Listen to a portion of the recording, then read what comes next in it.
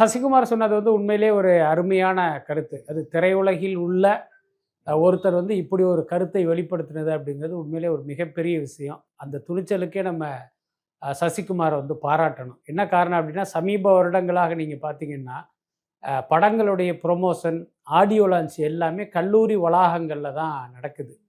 சென்னையில் மட்டும் இல்லை, முக்கியமாக சென்னையில் இருக்கிற அந்த சாய்ராம் காலேஜில் தான் பல பெரிய படங்களுடைய ஆடியோ லான்ச்லாம் அங்கே நடக்கிறது நம்ம பார்த்துக்கிட்டு இருக்கோம்.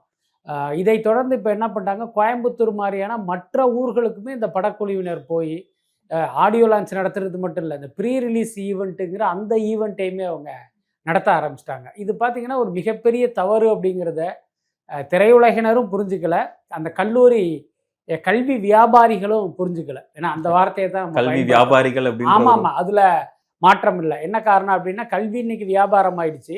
அப்புறம் இது போன்ற சினிமா விழாக்கள் நடத்துவதும் கூட அந்த வியாபாரத்தில் மேலும் பணம் சம்பாதிக்கிற ஒரு விஷயந்தான்.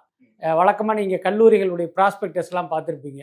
இந்தந்த கோர்ஸ்லாம் நாங்கள் ஆஃபர் பண்ணுறோம், இந்தந்த நிறுவனங்கள்லாம் இங்கே கேம்பஸ்க்கு வர்றாங்கங்கிற அந்த லோகோவெலாம் போட்டிருப்பாங்க. அநேகமாக இன்னும் சில வருடங்களில் பார்த்தீங்கன்னா, இந்தந்த கம்பெனியெல்லாம் எங்கள் காலேஜுக்கு கேம்பஸ் வருவாங்க, அப்புறம் இந்தந்த நடிகர்களுடைய படங்கள்லாம் இங்கே ஆடியோ லான்ச் நடக்கும்னு கூட அந்த ப்ராஸ்பெக்டஸில் போடுவதற்கு வாய்ப்பு இருக்குது. ஏன்னா அதை நோக்கி தான் இவங்கெல்லாம் நகர்ந்துக்கிட்டு இருக்காங்க.